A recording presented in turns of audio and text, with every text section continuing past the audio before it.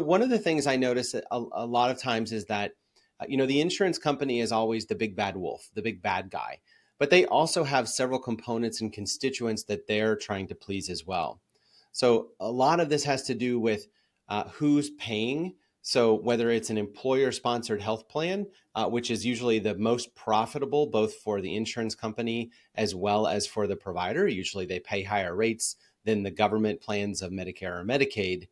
But then inside the insurance, four walls, there's actually a lot of stuff going on. So they're trying to predict how much they're going to spend. They're trying to create relationships with providers. A lot of times you'll see that it's kind of a monopolistic or duopoly scenario. So the insurance company has to set a contract with a health system. That health system has bought up all the competition. And so now they're forced to ultimately pay higher rates, which will then get passed on, to the employer and the employee, or to the government ultimately. So these situations of consolidation on the provider side have then left the insurance companies essentially in more of a defensive, war-like state, where their natural assumption is that every claim that's being sent across the wire is potentially fraudulent. Every claim is, the pricing tied to the contract on that claim is probably, overpriced. And so they're going to do everything they can to avoid paying unnecessary claims and then recoup money along the way. So whether that means inserting a new prior authorization requirement, which from the provider perspective looks terrible, but from the insurance perspective looks quite reasonable, to avoid unnecessary duplicative testing and other types of care. And then beyond that, they're looking for, well, is this claim really in good order? Do I have to pay it? Is the service relevant to the diagnosis code? Those types of things.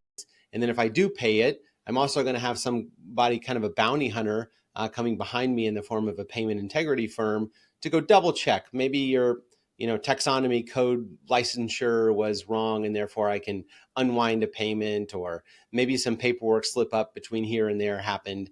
So the recoupments come, which of course from a provider perspective are just horrible to deal with. It's like a denial on something that you thought was already finished, and it's very difficult to challenge, and oftentimes results in kind of chaos from an accounting perspective.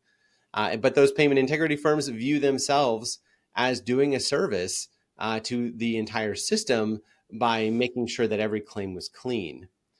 And then kind of sandwiched in the middle is the clearinghouse layer. So not a lot of folks talk about the clearinghouse layer. This is kind of the bridge between each of the EHR systems and the payer systems, insurance company systems that transmit a claim from provider to payer, and then payment information from payer back to provider.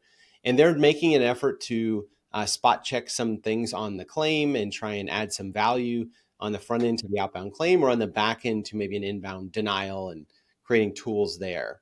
And so everybody's using tools, whether it's on the provider side or the payer side, all to fight this same war. And then, of course, the victim of all of this, as we all know, is the patient. And Francis, you've worked patient-facing work for many years. Tell us a little bit more about what you see from patient/patient provider perspective.